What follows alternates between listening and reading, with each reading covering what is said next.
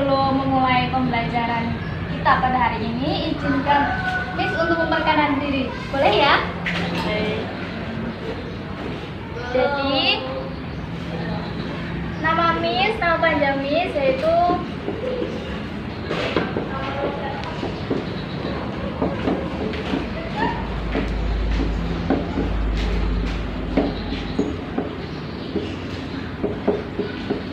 Pariha Dwi Kamala, gelar SPD MPD.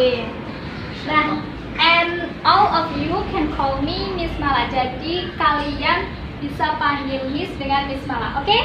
Oke. So, today's lesson is that we will discuss about descriptive text and analyze structure of descriptive text from the example text. Jadi hari ini kita akan mempelajari deskripsi teks dan nanti kita akan menganalisis contoh deskripsi teks dari strukturnya. Oke, let's go. Are you ready, guys?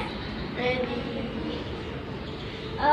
Before getting into the core of learning, we will discuss a bit of this descriptive text from the blog. The name of blog. Jadi saya menemukan blog di mana blog ini juga sama membahas tentang tema kita hari ini, yaitu descriptive text. Blognya bernama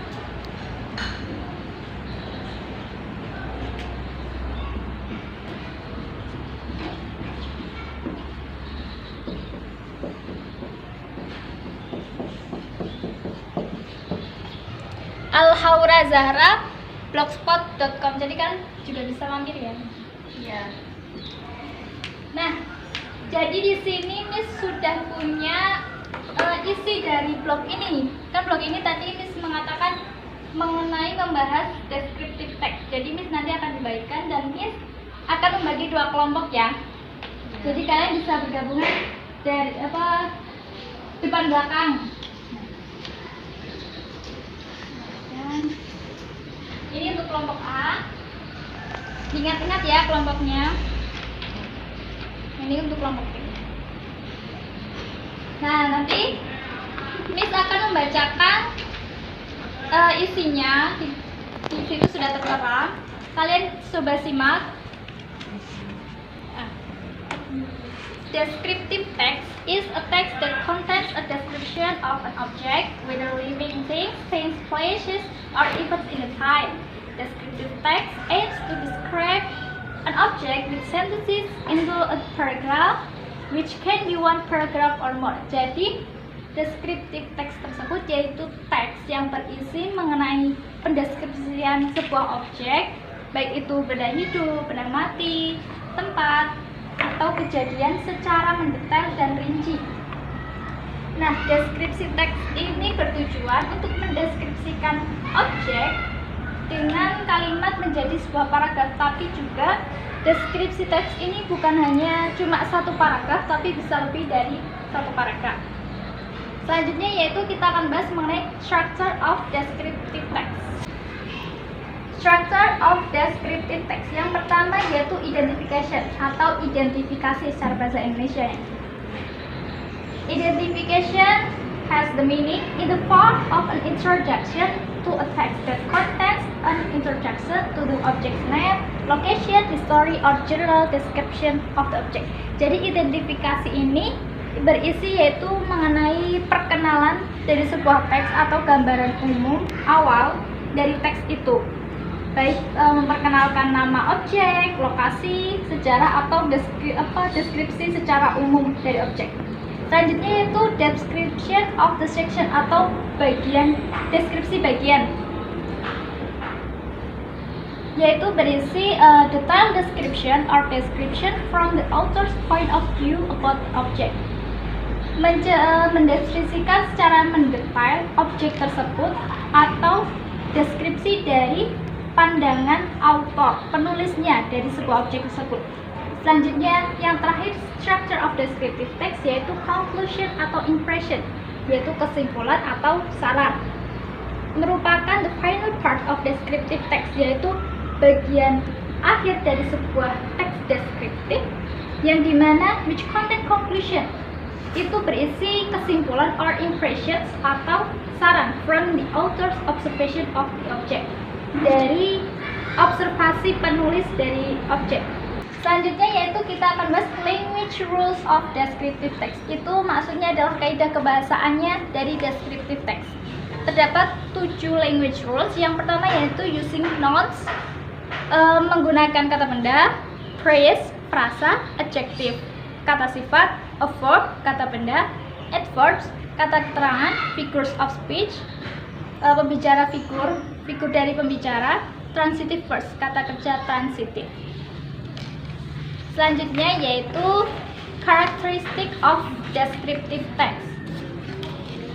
Nah, descriptive text ini memiliki karakteristik yaitu berupa 5 karakteristik. Yang pertama yaitu describe an object, mendeskripsikan sebuah objek. Yang kedua yaitu detail text explanation. Teksnya menjelaskan secara mendetail atau secara rinci. Yang ketiga yaitu involve the 5 sense so that the reader understand text. Jadi memiliki 5 sense, jadi pembaca dapat memahami isi dari teks.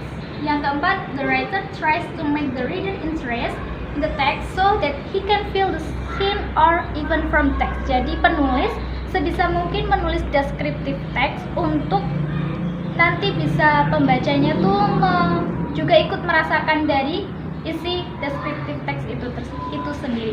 Yang terakhir yaitu sentences in the text focus on one thing, the object is in accordance with explanation. Jadi kalimat dalam descriptive text itu sendiri fokus pada satu benda dari objek dan nanti kita jelaskan.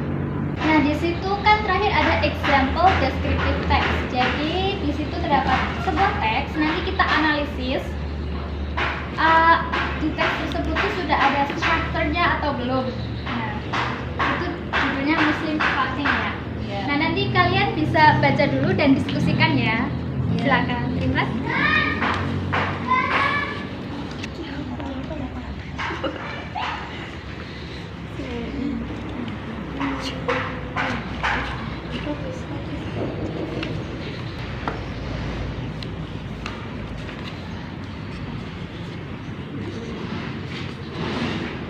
Bagaimana, sudah selesai berdiskusi? Sudah. Oke. Sekarang jadi ada 2 pertanyaan ya dari Miss ya. Yang pertama yaitu pertanyaannya, teks tersebut tuh mempunyai 3 struktur itu enggak sih? Nah, bisa dijawab? Silakan. Oke, kelompok A silakan.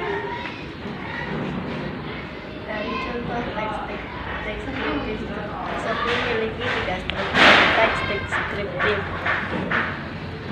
yaitu identifikasi berada pada paragraf 1, deskripsi bagian pada paragraf 2, dan kesimpulan atau saran pada paragraf 3.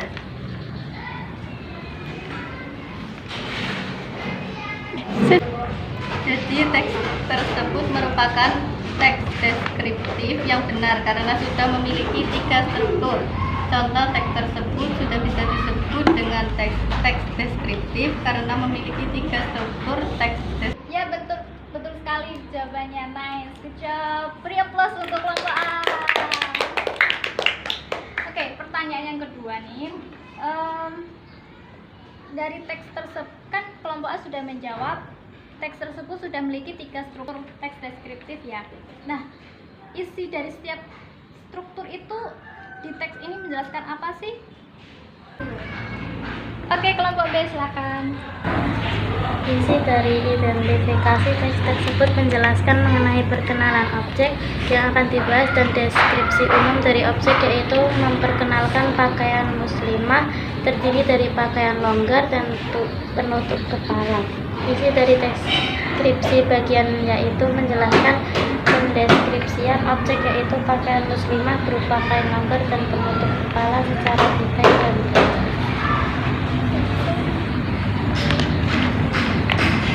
Isi dari kesimpulan atau saran dari teks tersebut yaitu menjelaskan bahwa penulis memberikan merupakan kesimpulan berupa pakaian seorang muslim harus kain longgar dan penutup kepala atau aurat, benar-benar terlindungi, bukan hanya untuk membungkus.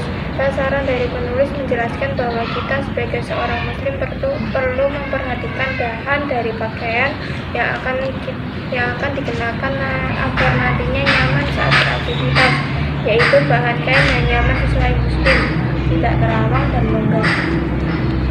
Oke, betul jawabannya. Berikan aplaus buat kelompok B. Nah, karena pembelajaran hari ini sudah selesai, maka Miss cukupkan untuk hari ini. Tapi sebelum Miss tutup, any question so far? Ada pertanyaan? Okay. Thank you, dears, for today. And hopefully in the future you can analyze descriptive texts that are more than this. So that's all of me. Thank you very much. Wassalamualaikum warahmatullahi wabarakatuh. Waalaikumsalam warahmatullahi wabarakatuh. See you next time.